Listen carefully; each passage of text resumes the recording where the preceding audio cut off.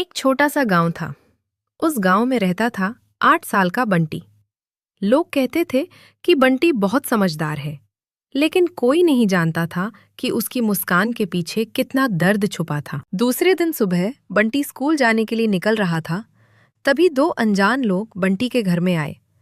उनके हाथ में कुछ पेपर्स थे। ये देखकर बंटी ने बड़ी मासूमियत से अपनी माँ से पूछा, माँ, ये लोग कौन हैं? सीता ये देखकर थोड़ी घबराई हुई थी। उसने बिना कुछ सोचे बंटी को कहा, बंटी बेटा, तुम अंदर जाओ। बंटी अंदर जाना नहीं चाहता था। उसने हिचकिचाते हुए सीता से कहा, पर माँ। सीता ने बड़ी सख्ती से कहा, मैंने कहा ना अंदर जाओ। माँ को गुस्से में देखकर बंटी अंदर चला गया। उस पहले आदमी ने सीता से कहा, मैम, कोर्ट की अगली तारीख तय हो चुकी है। दूसरे आदमी ने सीता के हाथ में पेपर्स देते हुए कहा, ये पेपर्स संभाल कर रखिए। सीता ये सुनकर थोड़ी घबराई हुई लग रही थी। सीता ने उन 2 लोगों को कहा, बंटी को अभी कुछ पता नहीं चलना चाहिए। पहले आदमी ने सीता को वापस जवाब देते हुए कहा, लेकिन सच कब तक छुपेगा? सीता कुछ ना बोली, चुप रही। वो 2 लोग वहां से चलने लगे। सीता चुपचाप उन्हें देख रही थी। उन 2 लोगों के जाने के बाद सीता वापस घर के अंदर आई।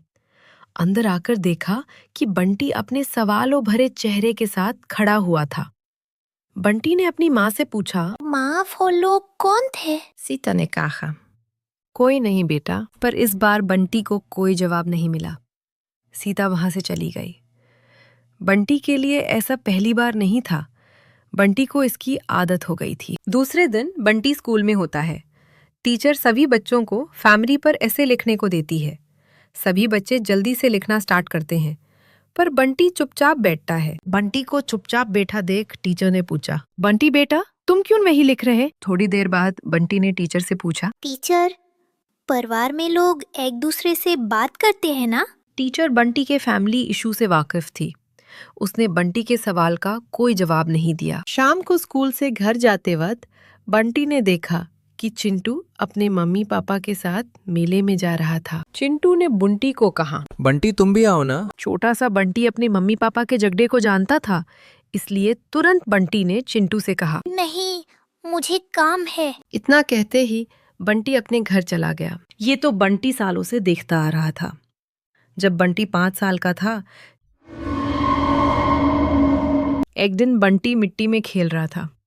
तभी घर के अंदर से जोर जोर से आवाज आने लगी, तुम कभी मेरी बात नहीं समझते और तुम कभी खुश नहीं रहती। ये सब देखकर बंटी घर से दूर एक मंदिर था, वहां जाकर बैठता है। बंटी बहुत छोटा था। उसे नहीं समझ आता था कि उसके माँ बाप क्यों लड़ते थे। बंटी शाम को घर जाता है और घर जाकर ड्राइंग करता है। उसने फैमिली ड्रॉ की थी, जिसमें उसके मम्मी पापा और वो खुद था। ड्राइंग देखकर सीता और रामू कुछ नहीं बोले और वहां से चले गए। बंटी अकेला उदास बैठा रहता है। जैसे जैसे दिन बीते गए, रामू और सीता के झगड़े और बढ़ने लगे। एक दिन घर में प्लेट टूट गई। बंटी ने डरकर कान बंद कर लिए। रामू और सीता को बंटी की तरफ ध्यान नहीं था। दूसरे दिन छोटे से बंटी के दिमाग में एक आइडिया आया। उसने सुबह डाइनिंग टेबल पर बैठकर कहा, आज हम सब साथ में खाना खाएं? मुझे भूख नहीं। सीता ने कहा, मुझे भी तुम्हारे साथ खाने का कोई शौक नहीं है। इतना कहते ही दोनों वहां से चले गए। ये सुनकर छोटा सा बंटी बहुत उदास हो जाता है। शाम को बंटी अपने घर की छत पर जाकर बैठता है और भगवान से बातें करता है। भगवान जी, मम्मी पापा दूसरे लोगों की तरह क्यों नहीं है? पर बंटी की बातें सुनने वाला कोई नहीं था। 2 दिन बाद बंटी रात को पानी पीने के लिए उठता है। तभी वो अपने मम्मी पापा की आवाज सुनता है, बस रामू, अब और नहीं, मुझे तलाक चाहिए। मैं भी तुमसे तंग आ गया हूँ अब। उस रात बंटी अकेले कमरे में खुद से बातें करता है, जैसे उसके मम्मी पापा सामने हों। मैं अच्छा बच्चा बन जाऊंगा, बस आप लोग अलग मत होना।